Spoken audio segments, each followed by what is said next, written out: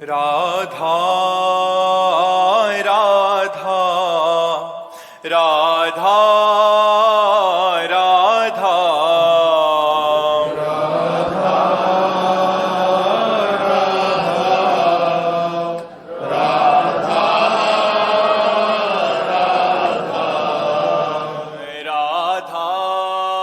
राधा राधा राधा राधा राधा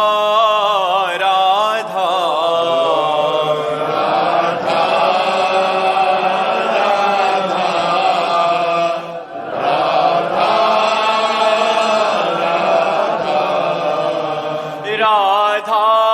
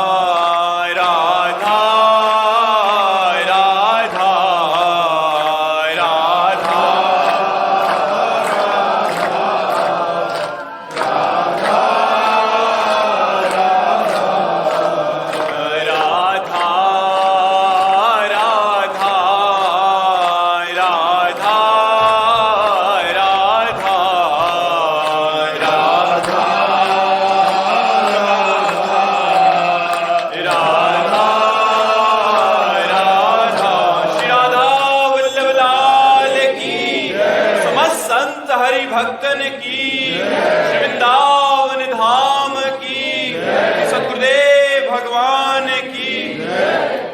श्रवण प्रजापति मुंबई।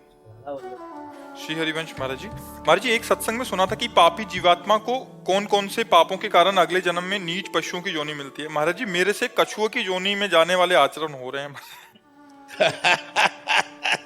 अभी सुधार लो। शौक है क्या कछुआ बनने का? अब सुधार लो, अब सुधार लो। नाम जप करो और भगवान से क्षमा मांगो। भगवान सर्वलोक महेश्वर है। अहम त्वाम सर्व पापे मोक्षयिष्यामि मा शुचा। भगवान कह रहे मैं समस्त पापों से तुम्हें मुक्त करके पवित्र कर दूंगा। भगवान कहते हैं कोटि विप्र बद लागे जाहू आए शरण तजोने। बहुत करुणा में भगवान है, उनसे क्षमा मांगो, नाम जप करो। चिंतन मत करो कि मैं कछुआ ही बनूंगा तो कछुआ ही बनोगे भी है। नाम जप करो और भगवान से हाँ नाम जप से। हाँ नाम संकीर्तनम यस्य सर्व पाप प्रणाशनम। सब पापों को नष्ट करने के लिए भगवान का नाम गरज रहा है। 1 घंटा नाम संकीर्तन रोज किया करो। मंजीरा ले लो और एकांत में बैठ जाओ। 1 घंटा राधा राधा राधा राधा राधा। बिल्कुल कछुआ नहीं बनोगे, ठाकुर जी की कृपा पात्र बन जाओगे। ठीक है। हाँ। राहुल कुमार वर्मा जी राधे राधे। महाराज जी इस शरीर को किडनी की गंभीर बीमारी है। महाराज जी समय भी कम रह गया है, आपकी प्रेरणा से नाम जप कर रहा हूँ, परंतु मेरी एकमात्र चिंता है कि मेरे परिवार का और बच्चों का परवरिश कैसे होगा। भगवान विश्वम्बर सबका भरण पोषण करते। नाम जप करो, हर श्वास नाम जप करो। क्या परेशानी किडनी में? क्रॉनिक किडनी डिजीज है, सीकेडी स्टेज। महाराज जी आपका पॉलिसिस्ट है। क्रॉनिक में महाराज जी जैसे कोई बीपी हाई से या किसी कारणवश जो किडनी खराब हो जाती है। Chronic disease. हाँ कोई बात नहीं, चिंता मत कीजिए, नाम जप कीजिए और प्रसन्न रहिए। मृत्यु तो सबकी होनी है, एक दिन ही तो होनी है, 100 बार तो होनी नहीं। मृत्यु की चिंता नहीं है उसकी, बिल्कुल भी नहीं। लेकिन बस कभी कभी नाम जप में बेटी का ध्यान आ जाता है, बस उसी के लिए। शरीर का कोई नहीं, परिवार के लिए भी चिंता मत कीजिए। पूरे विश्व का भरण पोषण भगवान कर रहे, तुम्हारे परिवार का भी भरण पोषण करेंगे। चिंता मत करो, भगवान सबका भरण पोषण। वो विश्वम्भर है, एक चींटी को भी भूखा नहीं रहने देता। वो सबका भरण पोषण करता है, वो परमात्मा है। बिल्कुल चिंता न करो, आनंदित रहो, नाम जप करो, प्रसन्न रहो। कबीर सिंह जी राधे राधे गुरु जी। राधे राधे महाराज जी। महाराज जी, मैं नेत्र शल्य चिकित्सक हूँ। कभी कभी सर्जरी के दौरान पूरी सावधानी और निष्ठा के बावजूद कुछ ऐसी जटिलताएं उत्पन्न हो जाती हैं जो हमारे नियंत्रण से बाहर होती हैं महाराज हाँ, जी, जिससे रोगी को हानि पहुंचती है। हाँ, उसका महाराज जी, कारण मरीज का पाप कर्म, उसके पाप कर्म के अनुसार उसको नेत्र सुख नहीं मिल रहा है, तो आप लाख उपाय कर लीजिए, नहीं बचेगा। डॉक्टर भगवान का पार्षद है, वो प्रयास कर सकता है, फाइनल नहीं। फाइनल तो परमात्मा के द्वारा होगा। अगर आपके द्वारा फाइनल होता तो कोई भी अंधा नहीं रह सकता था। अगर डॉक्टर के द्वारा फाइनल होता तो कोई मर नहीं सकता था। लेकिन बहुत अच्छे सर्जन के द्वारा ऑपरेशन होने पर भी ऑपरेशन विफल माना गया, देखा गया मरीज मर गया। तो इसका कारण है उसका पाप कर्म, उसको भोगना पड़ेगा। देखो, जब हमारा कर्म बिगड़ जाता है तो बहुत सावधानी करने पर भी सफलता प्राप्त नहीं होती। जो अवश्य में भोक्तव्यम कर्तव्यम कर्म शुभाशुभम, जो शरीर के भोग हैं तो भोगने पड़ेंगे ना। तो इसलिए आप बिल्कुल प्रसन्न रहिए, निश्चिंत रहिए, आप अपना प्रयास पूर्ण कीजिए, सफलता भगवान के हाथ में, उसके कर्म के अनुसार उसको मिलेगी। गजेरा किशन जी, सूरत। राधे राधे महाराज जी। महाराज जी, आप में कभी माँ की ममता नजर आती है, तो कभी पिता की डांट, कभी मित्र की मित्रता, तो कभी गुरु की गुरु शिक्षा। तो महाराज जी, आप प्रेरक बनकर जिज्ञासाओं की पूर्ति करते हैं। महाराज जी, आप इतने सारे संबंधों का निर्वहन इतनी पूर्णता एक साथ हम भगवान करते हैं, ये सब भगवान करते हैं। निमित्त हमको बनाए हुए हैं, कर आप रहे, करें करावें आप सब, जने बढ़ाई दे, अपने दास की बड़ाई करवा रहे और कर आप रहे, वो सब भगवान कर रहे, हमारी सामर्थ्य नहीं। वो अमित रूपों में अमित भावों से अमित जीवों का कल्याण कर रहे हैं। और बात हो रही कि प्रेमानंद कर रहे हैं, हम तो कुछ नहीं कर रहे, वही सब कुछ कर रहे हैं। करें करावें आप सब, जने बढ़ाई दें, भगवान स्वयं करते हैं, अपने भक्त का यश फैलाते हैं। ये उनकी महिमा, ये उन्हीं का खेल है। महाराज जी, आपके चरणों में कोटि कोटि प्रणाम। महाराज जी, आपने त्राटक क्रिया में एक बिंदु पर ध्यान लगाने के लिए बताया था, उस पर नाम देखो, परंतु मैं जब जैसे ही बिंदु को देखती हूँ तो मेरी आंखें बंद हो जाती हैं और नाम अंदर ही अंदर चलता है, बट उस पे ध्यान केंद्रित नहीं। नहीं, त्राटक क्रिया के लिए थोड़ा ब्रह्मचर्य चाहिए। अगर ब्रह्मचर्य ठीक नहीं है तो फिर नेत्रों में वो पावर थोड़ी आता है, किसका प्रश्न है। हाँ, तो ब्रह्मचर्य ठीक कीजिए, उचित गृहस्थ धर्म का प्रयोग करो, ब्रह्मचर्य से रहे, तब ये यौगिक क्रिया होती है। यौगिक क्रिया है ये त्राटक क्रिया, बिल्कुल सिद्ध क्रिया है। अगर आप त्राटक क्रिया करते हैं तो आपकी एकाग्रता सिद्ध हो जाएगी। आप जो एकाग्रता करेंगे, जहां लगाना चाहेंगे, मंत्र में, रूप में, लीला में, चिंतन में, वहीं आपकी एकाग्रता लग जाएगी। अब आंखें कमजोर हो चुकी हैं, आपके अंदर ब्रह्मचर्य की कमी, इसलिए ऐसा है। ब्रह्मचर्य की पुष्टता से, अब जैसे नासाग्र ध्यान है, आप थोड़ी देर करो, आपका सर दर्द करने लगेगा। अगर आपका ब्रह्मचर्य ठीक है तो घंटों करते रहो, कोई परेशानी नहीं। तो जो यम, नियम, आसन, प्राणायाम, प्रत्याहार, धारणा, ध्यान, समाधि, ये अष्टांग योग के अंतर्गत आता है। तो ब्रह्मचर्य आदि तो यम नियम में अपने आप आ जाते हैं। तो ब्रह्मचर्य की आवश्यकता है। ब्रह्मचर्य थोड़ा संयम से रहो, फिर नेत्रों में वो ज्योति आ जाएगी, वो तेज आ जाएगा कि आप त्राटक कर सकते हैं। और त्राटक क्रिया तो जिधर आप लगाएंगे एकाग्रता उधर ही लगती जाएगी। मोनिका जी, सूरत से। राधे राधे महाराज जी। महाराज जी, आपके चरणों में दंडवत प्रणाम। महाराज जी, संत ऐसा क्यों होते हैं कि अपने कष्ट, शरीर की बीमारी एवं अपनी आवश्यकताओं को नजरअंदाज करके जीवों के कल्याण, सेवा एवं भगवत भजन के लिए कार्यरत रहते हैं? यही भगवान के भजन की महिमा है कि स्वार्थ बुद्धि नष्ट हो जाती है। जब परमार्थ बुद्धि जागृत होती है तो परहित की भावना आती है। हमारे शरीर से, हमारी वाणी से, हमारे मन से दूसरों का मंगल हो, स्वयं कष्ट सहकर दूसरों को सुख प्रदान करना, ये भक्तों का, संतों का स्वभाव बन जाता है। क्योंकि भगवान सब में विराजमान है, इसलिए वो सबको भगवत स्वरूप मानकर सबकी सेवा करते हैं। स्वार्थ बुद्धि नष्ट हो जाती है। संत, भगवंत, भक्तजन, ये सब परमार्थ स्वरूप है। तो स्वार्थ बुद्धि का नाश होने के कारण ऐसा होता है। नहीं तो संसार में अपने लिए सब कुछ किया जाता है और वो भजन भी दूसरों के लिए करते हैं। जो सच्चे संत हैं उनका जीवन दूसरों के लिए।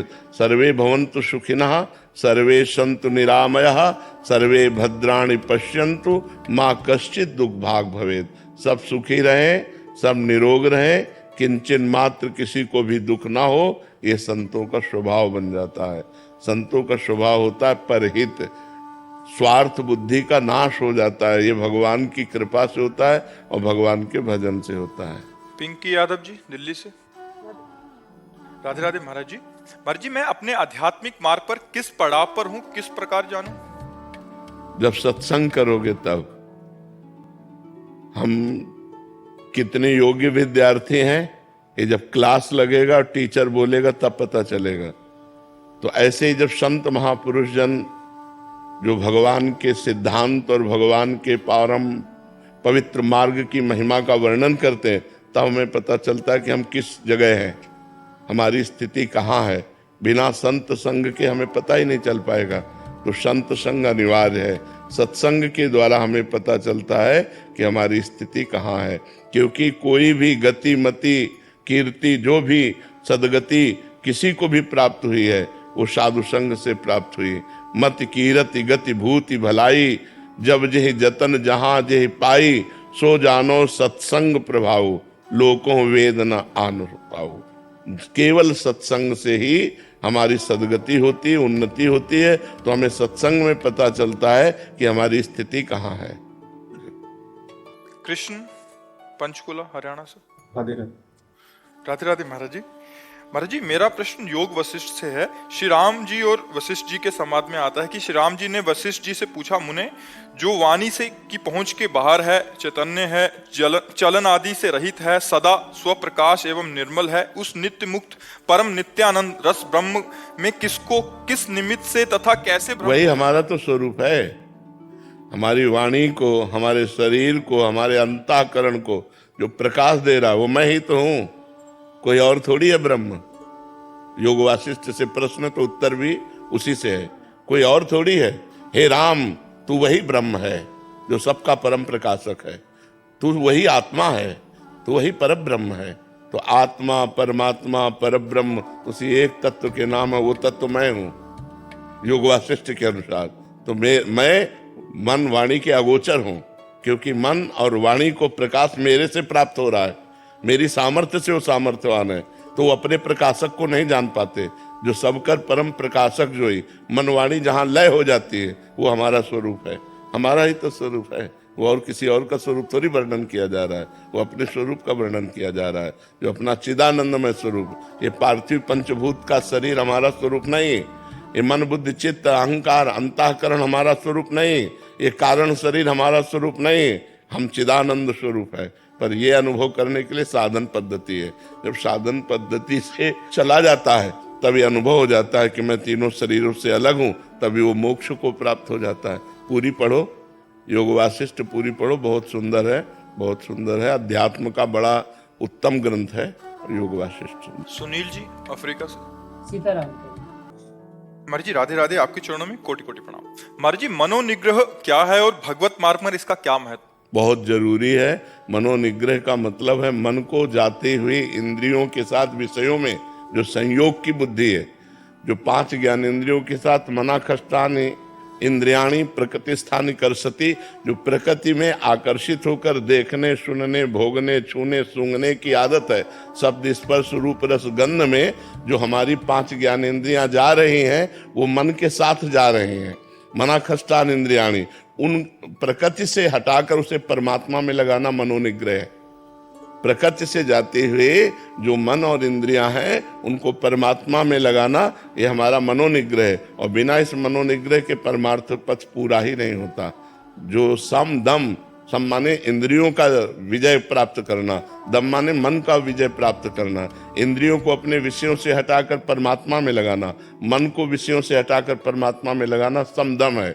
जो इंद्रिय निग्रह मनोनिग्रह है। इंद्रिय निग्रह और मनोनिग्रह से ही परमार्थ पथ पुष्ट होता है। इंद्रियां विषयों में लगी रहे, मन भोगों का चिंतन करे, तो परमार्थ का चिंतन कौन करेगा? विषयों में लगा हुआ मन बंधन का स्वरूप है और भगवान में लगा हुआ मन मोक्ष का स्वरूप है। नरेश जी राधे राधे। महाराज जी, महाराज जी, यदि ईश्वर और आत्मा स्वयं कर्म नहीं करता तो फिर कर्म कौन करता है? ब्रह्म। ब्रह्म ब्रह्म करता है। ब्रह्म ये सारा संसार ब्रह्म में भ्रमित हो रहा है। स्वप्न में आपने कभी स्वप्न देखे? स्वप्न देखे आत्मा करती नहीं है, करने वाला जो शरीर था वो सो रहा होता है। तो स्वप्न के कर्म कौन करता है? स्वप्न में कर्म होते हैं ना, आना जाना, खाना पीना, लड़ाई झगड़ा, हंसना खेलना, रोना, सब होता है ना। तो आप जब जगते हैं तो आपको क्या महसूस होता है कि स्वप्न क्या था? क्या महसूस होता है? स्वप्न झूठ था, ब्रह्म था ना, भ्रम था, वो सत्य नहीं था। लेकिन ये कब जाने? जब आप जग गए। उस समय तो आपको नहीं पता। उस समय तो यदि हम गिर रहे हैं तो गिर रहे हैं, पिट रहे हैं तो हम पिट रहे हैं, भूखे हैं तो हम भूखे हैं। जो भी हम देख रहे हैं उस समय में सत्य भास रहा है, लेकिन ना शरीर कर रहा है। आप ध्यान दीजिए, शरीर सैया पे सोया हुआ, बिल्कुल कोई कर्म नहीं कर रहा, ना आत्मा कर रहा है, क्योंकि आत्मा प्रकाशवान है, वो करता है। तो कर्म हो किस कर रहा था? मन से केवल कल्पना, केवल भ्रम, केवल मिथ्या। मिथ्या। तो भगवान शंकर का अनुभव, उमा कहूं मैं अनुभव अपना, सत हरि भजन जगत सब सपना। ये पूरा संसार क्या है? स्वाप्निक है। ये कब जानोगे? जब ज्ञान में जग जाओगे। अब तुम्हें उसकी व्याख्या बता रहे हैं कि कर्म किससे होते हैं। 3 गुण हैं, सतोगुण, रजोगुण, तमोगुण। इस माया की प्रेरणा से पूरे 3 गुणों का प्रभाव अंतःकरण पे पड़ता है। अंतःकरण में मन, बुद्धि, चित्त, अहंकार होता है, उसी से कर्म हो रहे हैं। आत्मा प्रकाशक है, पावर है, आत्मा महापावर है, जो माया का भी संचलन उसी से हो रहा है, और माया के संचलन से इनका कार्य हो रहा है। ना आप करता है ना ईश्वर करता है, पर आप कर्ता बन गए। भ्रम से आप कर्ता बन गए, लेकिन स्वप्न में हमने उसको परास्त किया। आप स्वीकार करते हैं तो चूंकि वो स्वप्न था इसलिए बच गए, और जागृत में स्वीकार करेंगे तो आपको भोगना पड़ेगा। आप जागृत में स्वीकार करते हैं, मैंने ये खाया, मैंने ये पिया, मैंने ये किया, मैंने ये देखा, मैंने ये सुना, मैं ये करूंगा, मैं ये कर सकता हूं। यही अज्ञान आपके जन्म मरण का हेतु है। अजन्मा होने पर भी, अजन्मा और अविनाशी होने पर भी मरते हो और बार बार जन्मते हो, इसी कर्ता भाव को स्वीकार करके। आप स्वयं कर्ता भाव को भ्रम से स्वीकार किए हैं, इसीलिए आपको भ्रम से बार बार जन्म और मरण का भोग भोगना पड़ता है, जबकि नहीं है, आप में बिल्कुल नहीं है। आप समझ पा रहे ना? यही भ्रम हट जाए, जासु कृपा सब भ्रम मिट जाई, गिरजा सोई कृपालु रघुराई। तो भगवान का भजन करो, शास्त्रों का स्वाध्याय करो, तो बुद्धि प्रखर हो, बुद्धि में विवेक जागृत हो जाए, तो ये स्वप्न में जगत का जो अहम कर्ता भाव ये नष्ट हो जाए। ये मूढ़ता से होता है, मलिनता से होता है। अहंकार विमूढ़ आत्मा करता हमिति मन्यते। मैंने ये किया, मैं करूंगा, मैंने भोगा, मैं भोगूंगा, मैंने देखा, मैं देखूंगा। ये जो मैं है, ये जो प्रकृति में लग गया, यही हमारे बंधन का कारण है। यद्यपि ना आत्मा को कोई बंधन है और ना शरीर को कोई बंधन है। शरीर जड़ वस्तु, इसको क्या बंधन? बंधन एक भ्रम है, उसी भ्रम को मिटाना है, अज्ञान को मिटाना है। मनीषा दशरथ सिंह जी, मुंबई से। राधे राधे महाराज जी। महाराज जी, हम अज्ञानी पहले से वैदिक मंत्र शंकर भगवान जी का करते हुए बड़े हुए, परंतु आपके प्रवचन को सुनने के बाद पता चला कि वो मंत्र गुरु की आज्ञा के बिना नहीं करना चाहिए, इसलिए हमने सांब सदाशिव करने का प्रयत्न किया। आपकी वाणी से ही पता चला कि शंकर भगवान की आज्ञा से ही हमें राधा या राम नाम मिलता है। हमने दीक्षा तो नहीं ली, हम अधम उपांशु नाम लेने का प्रयत्न कर रहे हैं, फिर भी मन बार बार ये क्यों सोचता है कि हमें शंकर भगवान मिल सकेंगे कि नहीं, हम अधम भोले जी का। नहीं, ऐसा संशय तो रखना ही नहीं चाहिए, क्योंकि अगर उनको मिलना न होता तो मुझे मानव देह नहीं देते, उनको मिलना ना होता तो मुझे अपनी तरफ नहीं घसीटते, उनको अगर नहीं मिलना होता तो मुझे माया में फंसे रहने देते। उनको मिलना है, हम योग्य नहीं हैं, पर हम आशा करते हैं कि वो अपनी कृपा से जरूर मिल जाएंगे, और उनकी कृपा का स्वरूप है कि हर समय हम नाम जप करें, हर समय हम भगवान से मिलने की चाह प्रबल करते रहें, हर समय नाम जप करें, हर समय अच्छे आचरण करें, तो भगवान हम पर कृपा करके जरूर मिल जाएंगे। शगुन शरण जी। राधे राधे महाराज जी। महाराज जी, यदि हमें पता है कि किसी एक वस्तु या व्यक्ति की तरफ हमारा रुझान हमारे लिए हानिकारक है, तो अपने मन को उस व्यक्ति या वस्तु से कैसे हटाएं? नाम जप से।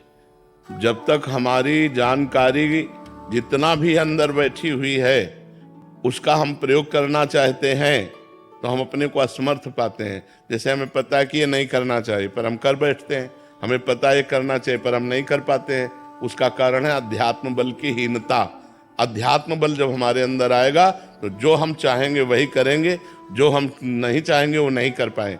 अभी हम नहीं चाहते कि ये प्रारंभ कर बैठते हैं, अभी हम चाहते हैं कि ये करें पर हम नहीं कर पाते, उसमें अध्यात्म बल की हीनता होती है। तो अध्यात्म बल पुष्ट होता है। श्री हरिवंश नाम बल लहो। नाम बल, जो नाम जप करोगे तो देखो मरा मरा रटते हुए ब्रह्म ऋषि हो गए, भगवान के पावन चरित्र को रच दिया। इसलिए नाम जप करो, नाम जप से ऐसा बल आता है जो सब ठीक हो जाता है, सब ठीक हो जाता है। जितेंद्र तिवारी जी। राधे राधे जी राधे राधे महाराज जी। महाराज जी, आप कह रहे हैं कि आपने एक प्रतिष्ठित परिवार में जन्म लिया, वो मैं अपने पूर्व का ही भाग्य मानता हूँ। फिर कह रहे हैं कि इनकी बच्ची वो भी मेधावी थी, बट उनका एक छोटा बच्चा है वो 2 साल का दिव्यांग हुआ महाराज जी। तो कह रहे हैं कि वो उसकी मैं समझता हूँ कि वो संत की एक आत्मा है, अपना काम पूरा करने आया है। महाराज जी, सवाल ये है कि उसके पूर्व जन्म का फल है या मेरे पूर्व जन्म का फल है? कि कष्ट तो मन को होता ही है महाराज जी। पूरा संयोग होता है, माता पिता भाई बहन परिवार, पूरा कर्मों का जाल बिछा हुआ होता है। प्रधान कर्म उस जीव का होता है और सहयोगी कर्म उसके होते हैं। तो अब जैसे आपका पुत्र है, इस बात के लिए आपको दुख है कि अगर ये स्वस्थ होता, सर्वांग पुष्ट होता, भगवान ऐसा क्यों किया। माँ को भी दुख है, भाई को भी दुख है, बहन को भी दुख है, परिवार को भी दुख है और देखने वाले को भी दुख है। अरे भगवान, इसको ऐसा कष्ट है। तो इन जाल बिछा हुआ है कर्मों का। अगर वही सुकृत का जाल होता तो देख देख के सुख मिलता, माँ को, पिता को, भाई को, परिवार को, समाज को। दुष्कृत का जाल बिछा हुआ है तो उन्हीं को दुख पहुंचेगा जिन जिन को दुख पहुंचना है, क्योंकि कर्म जाल ऐसा है। इसलिए बहुत सावधानी पूर्वक कर्म करो अब, जिससे उसका भी कल्याण हो जाए और आपका भी कल्याण हो जाए। भगवान का नाम जप करते हुए, शास्त्र स्वाध्याय करते हुए, पवित्र आचरण करते हुए, पुण्य स्तोत्रों का पाठ करते हुए उसको भी सुकृत दान कीजिए उस बालक को। तो उसके अंदर जो दुष्कृत प्रभाव से अंग प्रत्यंग बिगड़े हुए हैं तो अपना वो कल्याण कर लेगा। नाम जप में अगर हमारी ऐसी सामर्थ्य है कि हम उसको दान करें तो उसको निश्चित कल्याण की प्राप्ति हो जाएगी। महाराज जी, शारीरिक कोई दोष नहीं है, वो ऑटिज्म जो आजकल बहुत बच्चों को हो रहा है, जो स्वलीनता वाला विषय है। महाराज जी, अपने आप में मस्त, मतलब नहीं, बौद्धिक स्तरहीन होना उसे हम कहेंगे। अपने आप में लीन होना ये तो सिद्ध महापुरुषों का स्वरूप है कि वो अपने आत्मा में आनंद में तृप्त रहते हैं। बौद्धिक स्तरहीन होना, वो बौद्धिक स्तर से ऊपर उठ जाना है, आत्म स्वरूप में लीन होना। लेकिन वो अपने आप में लीन नहीं है, बौद्धिक स्तरहीन होना।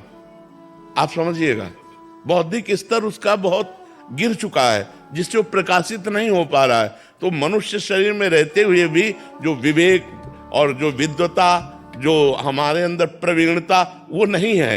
हाँ, तो उसको अबोध बच्चा ही कहेंगे, चाहे पूरा जीवन जितना भी जी ले उसे अबोध ही कहेंगे। तो उसके लिए हमें करना चाहिए, नाम जप करके उसको दान करना चाहिए, उसको देना चाहिए, तो उसका मंगल हो जाएगा। अब वो कर्मों के अनुसार से है, कर्मों का ऐसा प्रधान होता है। जरा सा सिस्टम बिगड़ जाए तो अभी सब पागल हो गए आदमी। जरा सिस्टम बिगड़ गया तो अपनी सीमा में बुद्धि केवल उतनी सोच सकती जितनी सोचना है।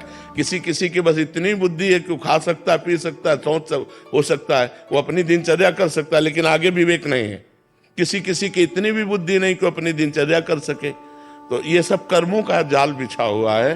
तो पूर्व जन्मों के कर्मों से आप ऐसे पवित्र कुल में प्रकट हुए, तो वो भी पवित्र कुल में प्रकट हुआ, लेकिन कर्म बिगड़े हुए थे, इसलिए बौद्धिक स्तर को सूक्ष्म कर दिया गया कि वो विकास को प्राप्त नहीं हो पा रहा है। जी महाराज जी, क्या ऐसा होता है कि कोई संत जो है अच्छे शरीर में रहा लेकिन उसकी यात्रा पूरी नहीं हुई तो वो फिर और अच्छे शरीर में आएगा, वो गिरे हुए शरीर में नहीं आएगा।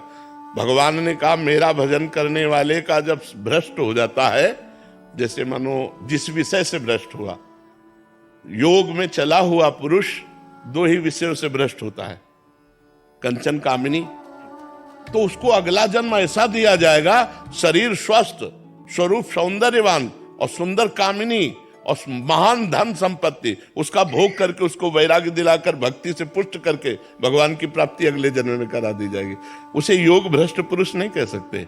योग भ्रष्ट पुरुष उसे ही कहते हैं जो भगवान का भजन करते हुए चूक हो गई तो इतनी उस भोग की बहुतायत होगी कि उसको वैराग्य हो जाएगा पूर्व जन्म के भजन के प्रभाव से, और वो अगला जन्म स्वस्थ सुंदर सब, क्योंकि वो भजन करता रहा है। और फिर वो महान भगवान का चिंतन करते हुए जन्म से ही विज्ञानवान, जन्म से ही ज्ञानवान, जन्म से ही ब्रह्मचर्य, धैर्य, विद्वता, ये सब उसके अंदर सद्गुण होंगे, क्योंकि योग भ्रष्ट पुरुष है वो। ऐसे अबोध स्थिति, ये पूर्व के पाप कर्म का परिणाम होता है, ये पुण्य कर्म का या भजन का परिणाम नहीं होता है। उत्सव जी मेरठ से। महाराज जी, जानते हुए भी कि खराब समय है, का समय से लड़ने की हिम्मत और संयम कैसे आए? नाम जप, भगवान की लीला कथा का श्रवण, ये दो चीजें हमारे अशुभ समयों का नाश करके मंगल विधान कर देती है। अगर हमारे अंदर नाम जब चल रहा है और भगवान के पावन चरित्रों को सुन रहे हैं तो हमारा समय कट जाएगा, हमें सहने की सामर्थ्य मिलेगी और भविष्य हमारा बड़ा मंगलमय हो जाएगा। इसलिए भगवान के पावन चरित्रों को सुनो या स्वयं पढ़ो और नाम जप करो। इससे हमारा जो भी विपत्ति है, हरि स्मृति सर्व विपद विमोक्षणम, भगवान का स्मरण समस्त विपत्तियों से बचा लेता है या समस्त विपत्तियों के सहने की सामर्थ्य देता है। दो बात होगी, या विपत्ति ही नष्ट हो जाएगी या विपत्ति के सहने की सामर्थ्य होगी। भगवान बड़े मंगलमय हैं, खूब उनका नाम जप करो, उनके चरित्र सुनो, भगवान की लीला कथा पढ़ो तो उससे मंगल हो जाएगा।